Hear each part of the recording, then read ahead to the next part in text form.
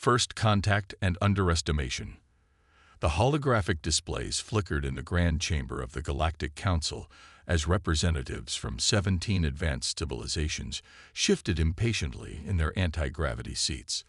The annual Discovery Report was traditionally the most tedious session of the Galactic Standard Year, a bureaucratic requirement where the Exploration Directorate announced newly discovered sentient species.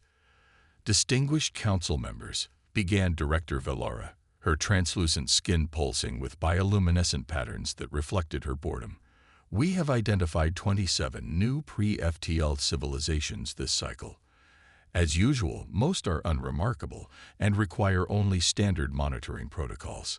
The chamber filled with the ambient sounds of disinterest, the clicking mandibles of the Thrazi delegates, the telepathic sighs of the Mindweb Collective, and the barely perceptible frequency shifts from the energy beings of the Lumina Confluence. However, Velura continued, her skin suddenly flashing with intense blue patterns. One discovery warrants special attention.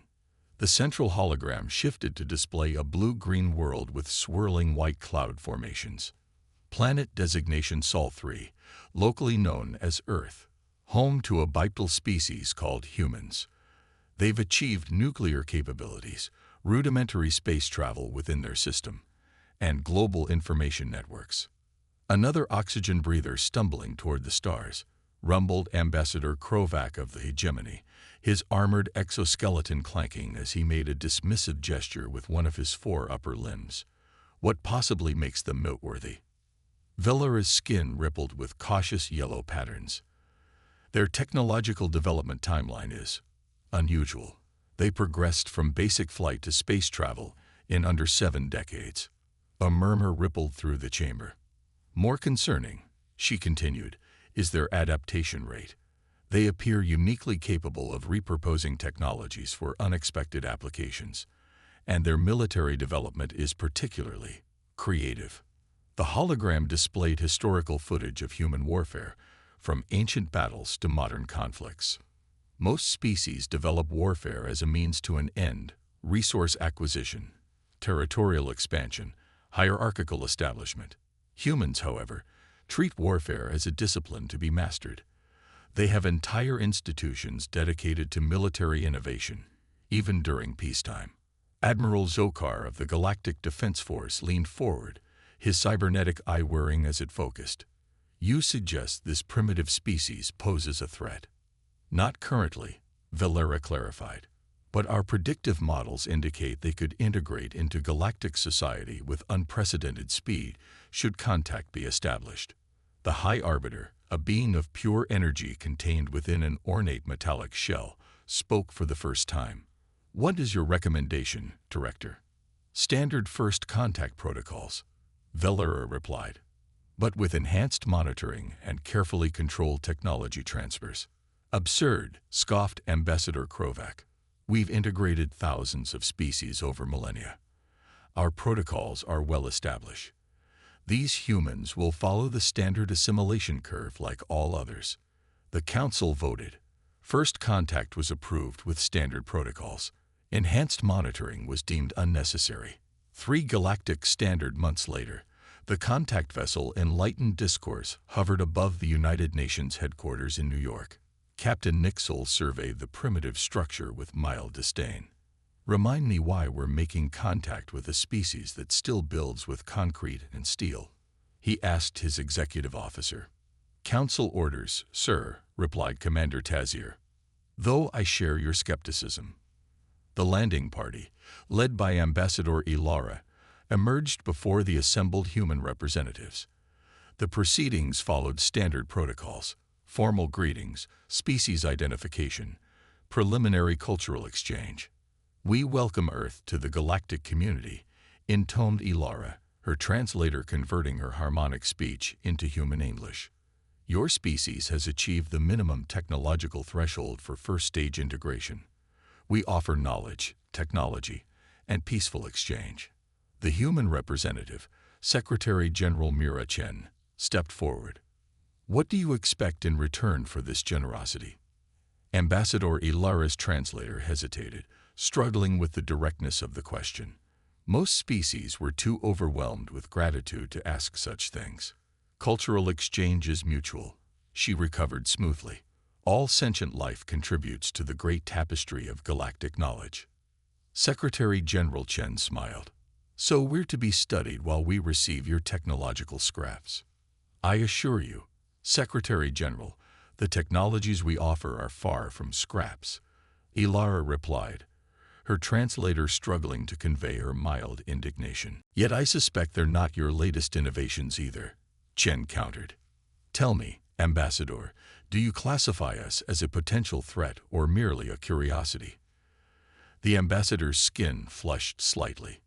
Neither. You are simply the newest members of a peaceful galactic community. A community with a strict hierarchy, I imagine, Chen observed.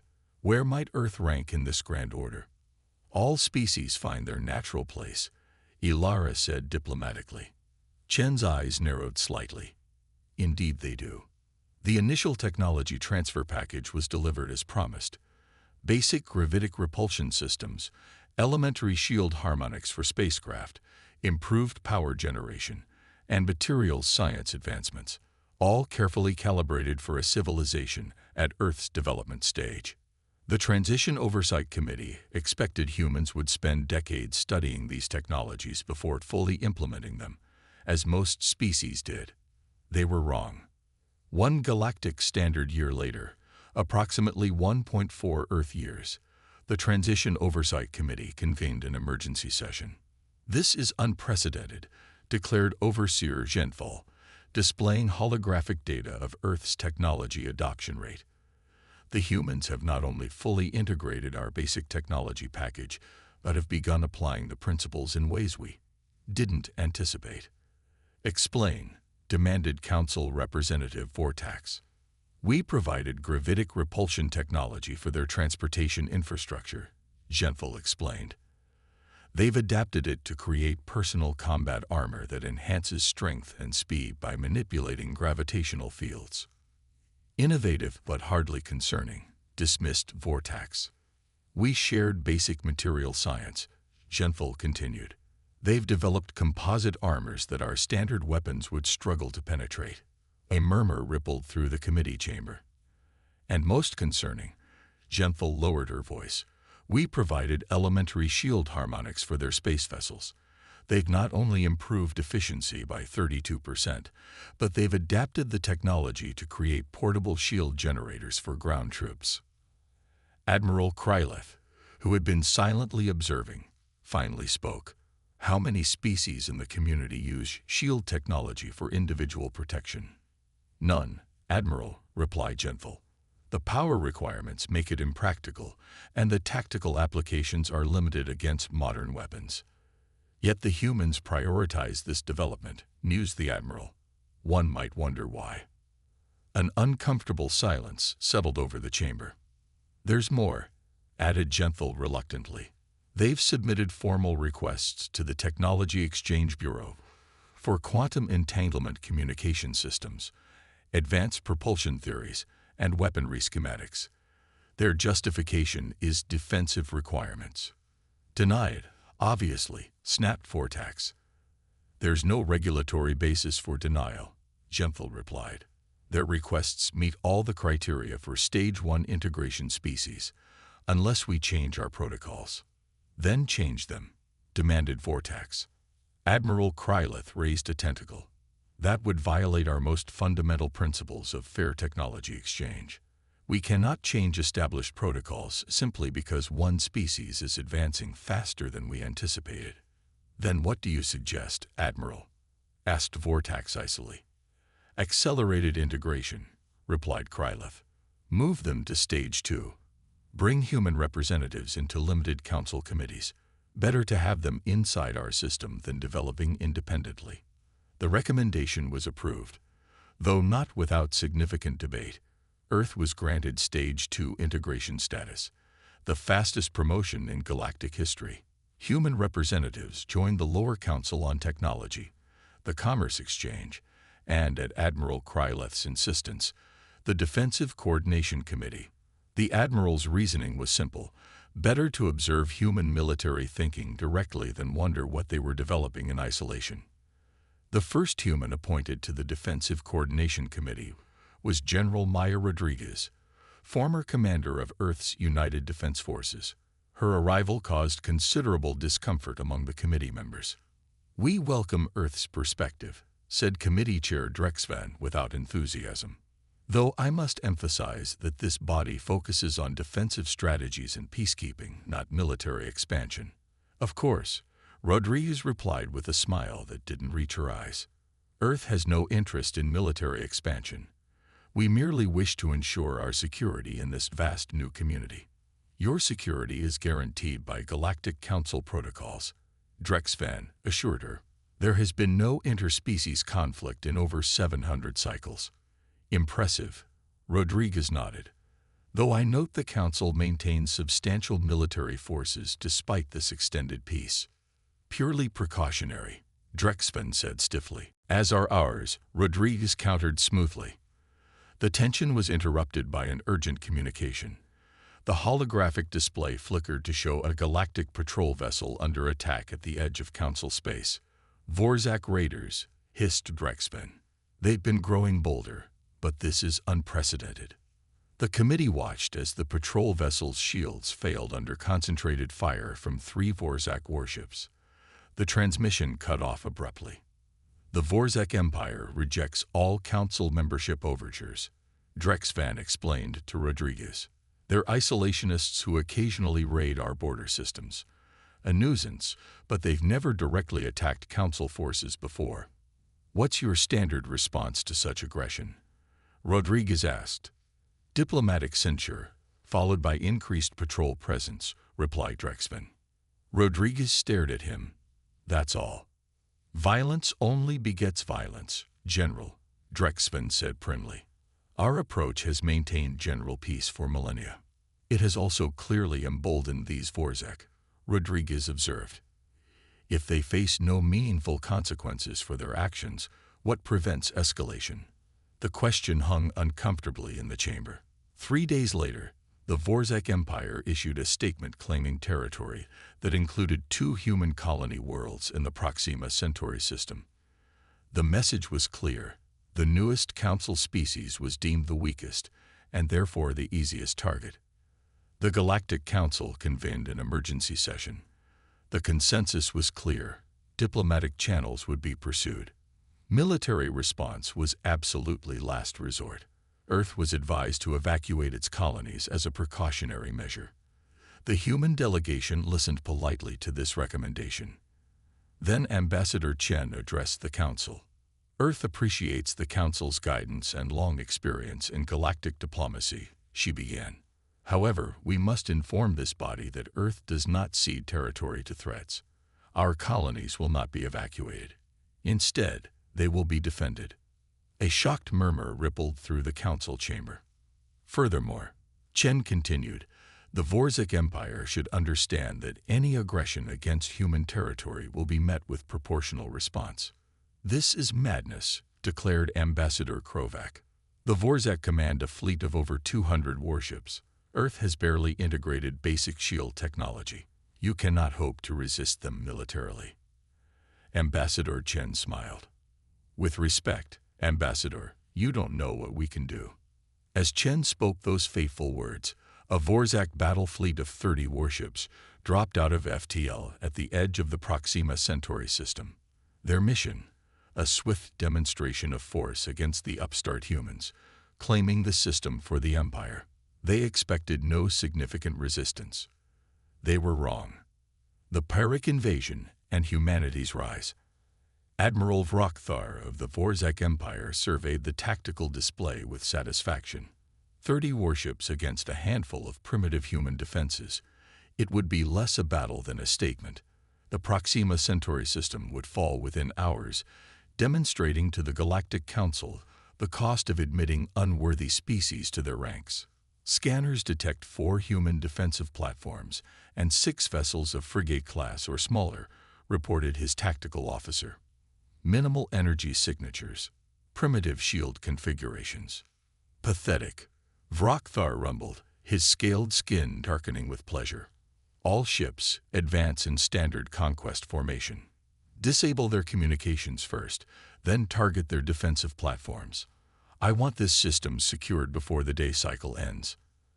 As the Vorzak fleet moved deeper into the system, something unexpected happened. The human ships, rather than retreating or adopting a defensive posture, accelerated directly toward the vastly superior Vorzak force. "Admiral," his tactical officer's voice carried a note of confusion. "The human vessels are on an intercept course. They appear to be accelerating beyond safe velocities for their hull configurations. They seek a warrior's death," Vrokthar dismissed with a gesture of his clawed hand. "Grant it to them. All forward batteries target the lead human vessel." The concentrated energy weapons of 15 Vorzak destroyers converged on the lead human ship. The vessel's shields flared brightly, then held. "Impossible," hissed the tactical officer. "Their shield harmonics are fluctuating in patterns our targeting systems cannot lock onto." Before Vrokthar could respond, the human vessels released what appeared to be thousands of small objects, barely larger than escape pods. "Debris?" questioned Vrokthar. "No, Admiral." The tactical officer's voice tightened with alarm. "They're powered, and they're accelerating." The swarm of small craft surrounded the forward Vorzak ships, their energy signatures pulsing in coordinated patterns. Suddenly, each craft detonated in a precisely calculated sequence. The explosions themselves caused minimal damage, but the synchronized electromagnetic pulses they generated created overlapping fields that completely disrupted the Vorzak ship's shield harmonics. Immediately following this disruption, the human vessels launched concentrated kinetic projectiles, simple in design but devastating against ships whose shields had been neutralized. 3 Vorzak destroyers shattered under the impact. "Evasive maneuvers," roared Vrokthar. "Recalibrate shields. Return fire with all batteries." But the human vessels were already executing their next maneuver, using the debris from the destroyed Vorzak ships as cover while deploying more of the small EMP devices. On the Galactic Council emergency broadcast channel, representatives watched in stunned silence as the unthinkable unfolded.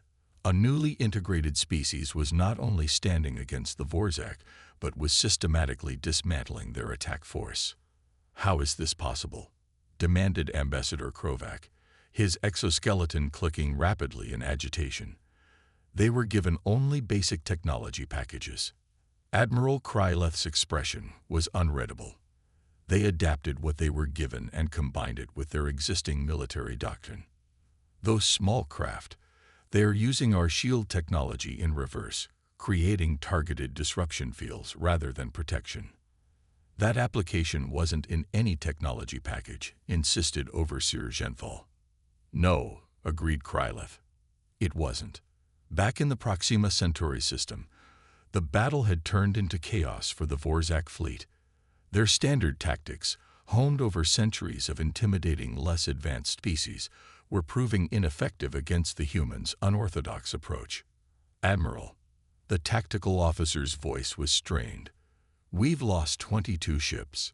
The humans are now targeting our command vessels specifically." Vrokthar stared at the tactical display in disbelief. His glorious conquest had transformed into a desperate struggle for survival in mere hours. "Order all remaining ships to fall back and regroup," he commanded. "Prepare for emergency FTL jump. The humans have deployed some kind of interdiction field." His navigation officer reported with rising panic. "Our FTL drives cannot establish a stable corridor." For the first time in his long military career, Admiral Vrokthar felt fear crawl along his spine. "How?" he whispered. "How have they developed interdiction technology? That's restricted even among council races." A transmission cut through the Vorzak command frequency. A human female in a military uniform appeared on the main view screen. "Admiral Vrokthar," she stated calmly. "This is General Maya Rodriguez of Earth's United Defense Forces. Your unprovoked attack on human territory has been met with appropriate defensive measures. Your remaining vessels are surrounded. You have two options, surrender or destruction. You have 5 minutes to decide. The transmission ended abruptly. Vrocthar's scaled skin paled to an ashen gray. Impossible, he muttered. Impossible. 5 hours later, in the Galactic Council chamber, the emergency session had devolved into chaos. Representatives from 17 species argued vehemently as reports continued to stream in from the Proxima Centauri system. Order, demanded the High Arbiter, his energy form pulsing with rare agitation. This unseemly display accomplishes nothing. The chamber gradually quieted. The facts are clear, continued the High Arbiter. The Vorzak Empire launched an unprovoked attack on human territory. The humans defended themselves with unexpected effectiveness. 27 Vorzak vessels were destroyed or disabled. The remaining 3, including Admiral Vrocthar's command ship, surrendered. Ambassador Chen of Earth stood. Earth regrets the loss of life, but will always defend its sovereignty. We now hold Admiral Vrocthar and approximately 12,000 Vorzak military personnel. We are prepared to discuss terms for their return with legitimate Vorzak authorities. This is unprecedented, declared Ambassador Krovak. No newly integrated species has ever captured a senior military commander of an established power. Perhaps, Chen replied evenly, because no established power has been foolish enough to attack a newly integrated species before. The real question, interjected Admiral Kryleth, is how humans deploy technology far beyond their integration level. Interdiction fields, adaptive shield harmonics, targeted EMP weapons, none of these were in your technology package. Chen smiled. We didn't violate any council protocols. Admiral, we were provided with shield technology and basic gravitics. How we applied these principles was not restricted. You militarized civilian technology, accused Ambassador Krovak. We adapted technology to meet our defensive needs, Chen countered. The Council provided us with principles. The applications we developed ourselves. The implications sent a chill through the chamber. The carefully controlled technology diffusion that had maintained the Council's established hierarchies for millennia had been circumvented not through violation, but through innovation. Admiral Kryleth leaned forward. Ambassador Chen, what are Earth's intentions following this demonstration? Peace, Admiral, Chen replied simply. Earth desires nothing more than security for its people and fair treatment within the Council. We have no expansionist ambitions, but neither will we accept being treated as lesser members of this community. 3 days later, a Vorzak diplomatic vessel arrived at Earth. The Empire, shaken by the loss of a significant portion of its fleet to what they had considered a primitive species, sought terms. For the first time in its history, the prideful Vorzak Empire requested council mediation for a conflict resolution.